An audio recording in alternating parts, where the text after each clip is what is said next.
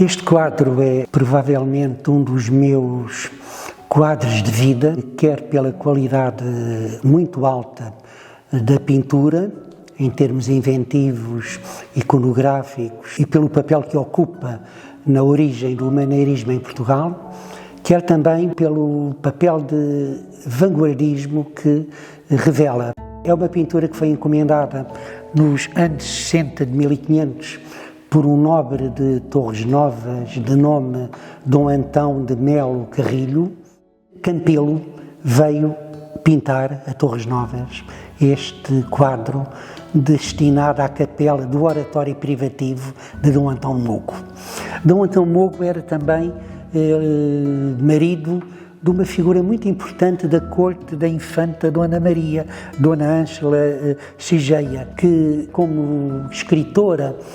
juntamente com a irmã, tinha acabado de elaborar um diálogo parangonal entre a vida ativa e a vida contemplativa, entre a vida da corte e a vida do campo, elogiando, portanto, o bucolismo numa perspectiva renascentista que o quadro claramente traduz. Quando olhamos para a figura de mulher pastora à esquerda na pintura de Campelo, verificamos que é toda uma cultura de raiz italiana, neoplatónica, inspirada nas cariátides de Rafael no Vaticano, que está aqui em primeira mão, devidamente tratado. O que leva a compreender o impacto que esta pintura maneirista vai ter não apenas na região, como no reino. Campelo era, na altura, um pintor extremamente louvado, pelo facto de ter trabalhado em Itália com o próprio Miguel Ângelo, um pintor que compreendeu-me melhor agora, porque ao estudar o caminho que teve a Itália, onde deve ter chegado em 1549 por mão de um grande da corte papal, o cardeal Ricci, Giovanni Ricci de Montepulciano, que tinha estado em Portugal como enviado do Papa e que terá levado o jovem português para a Itália, onde aprende pintura. Não apenas pintura, mas também o fresco, o óleo, a pintura em pedra e o estuque policromado. 4 modalidades onde o pintor Campelo vai ter uma atividade profícua. É um facto que não é correspondido pela obra, que nos chegou em número muito restrito. Temos apenas 4 pinturas de Campelo, 3 das quais muito arruinadas, estudos preparatórios em papel e 2 pinturas murais em Itália, em Roma, que estão hoje perfeitamente identificadas. O próprio nome do pintor, durante muito tempo chamado António, foi agora, ultimamente, corrigido. Efetivamente, o homem teve como nome, como apelido, Manuel Campelo.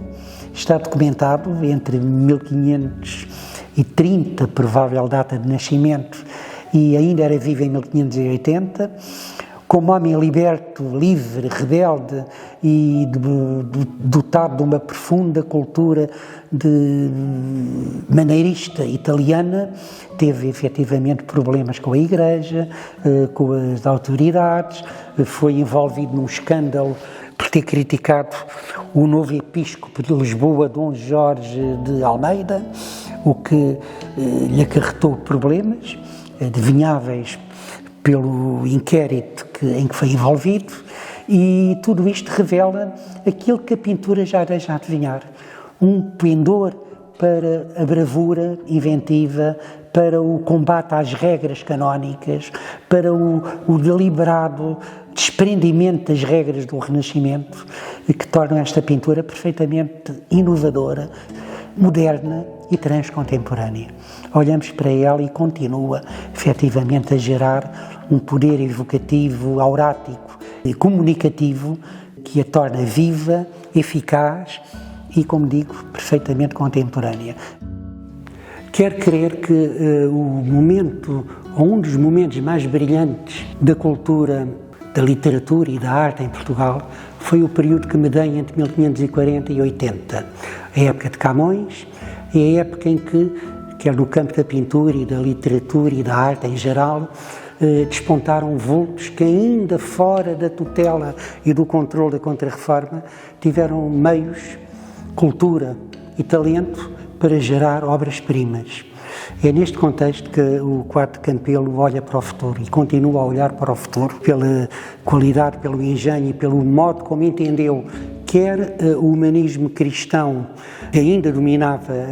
a Europa entalada entre guerras e ódios xenófobos, quer